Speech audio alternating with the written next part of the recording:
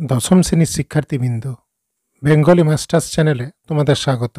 এটি আমার 2025 সালের মাধ্যমিক পরীক্ষার ইতিহাস বিষয়ের 4 নম্বরের প্রশ্নের উপর শেষ সাজেশন ভিডিও।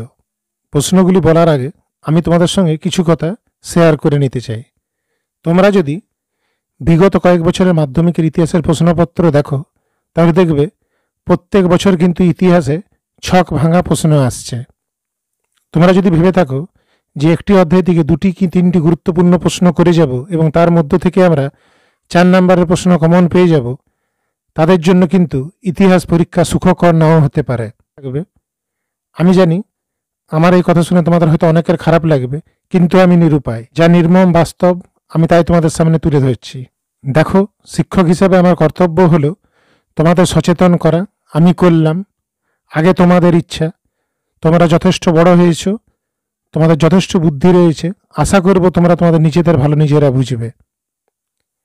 চলো এবার প্রশ্নের বিষয়ে চলে আসি। এবছর মাধ্যমিক পরীক্ষায় ইতিহাসের 4 নম্বরের জন্য 4টি অধ্যায় খুবই গুরুত্বপূর্ণ।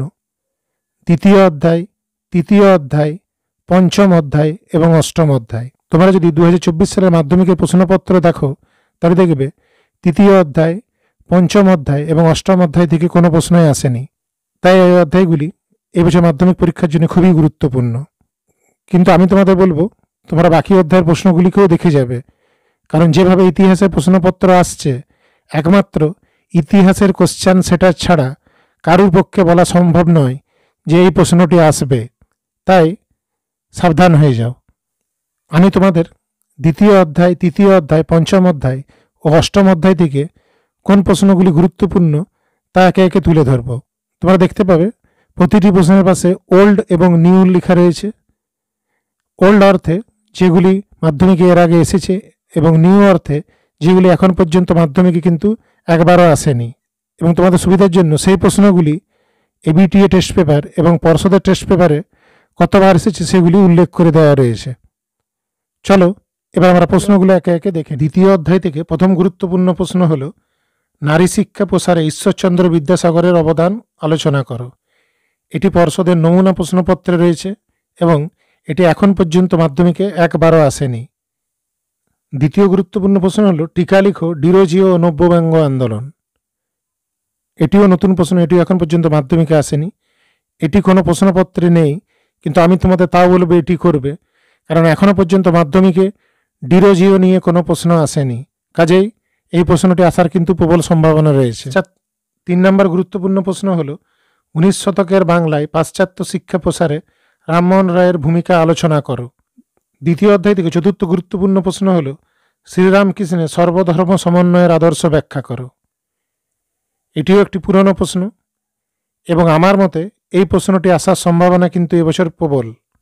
দ্বিতীয় অধ্যায় থেকে পরবর্তী গুরুত্বপূর্ণ প্রশ্ন হলো, চিকিৎসা বিদ্যার ক্ষেত্রে কলকাতা মেডিকেল কলেজের ভূমিকা আলোচনা করো।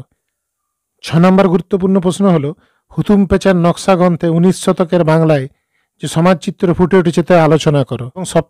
এবং দ্বিতীয় অধ্যায় থেকে সপ্তম তথা আমার শেষ প্রশ্ন হলো, উডের নির্দেশনামাকে এদেশের শিক্ষা বিস্তারের মহাসনদ বলা। 4 নম্বরের জন্য তোমাদের পরবর্তী গুরুত্বপূর্ণ অধ্যায় হলো তৃতীয় অধ্যায়। এই অধ্যায়টি থেকে মাধ্যমিকে প্রায় প্রতি বছর নতুন নতুন প্রশ্ন আসছে।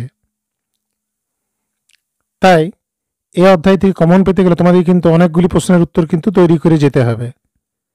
চলো এবার তৃতীয় অধ্যায়ের প্রশ্নগুলো দেখি। তৃতীয় অধ্যায়ের প্রথম গুরুত্বপূর্ণ প্রশ্ন হলো, নীল বিদ্রোহ সম্পর্কে সমকালীন শিক্ষিত বাঙালি সমাজের দৃষ্টিভঙ্গি কেমন ছিল। দ্বিতীয় প্রশ্ন, বাংলায় তিতুমিরের নেতৃত্বে ওয়াহাবি আন্দোলন বা বারাসাত বিদ্রোহ সম্পর্কে সংক্ষেপে টিকা লেখো। 3 নম্বর গুরুত্বপূর্ণ প্রশ্ন হলো, বারাসাত বিদ্রোহের ব্যর্থতার কারণগুলি লেখো। তৃতীয় অধ্যায় থেকে চতুর্থ গুরুত্বপূর্ণ প্রশ্ন হলো, টিকা লেখো মুন্ডা বিদ্রোহ।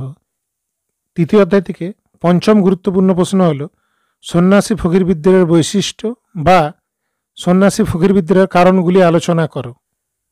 6 নম্বর প্রশ্ন হলো, সন্ন্যাসী ফকির বিদ্রোহের ঐতিহাসিক তাৎপর্য কী ছিল। এবং তৃতীয় অধ্যায় থেকে শেষ প্রশ্ন, 19 শতকে চুয়াড় বিদ্রোহের প্রধান কারণগুলি কী কী ছিল।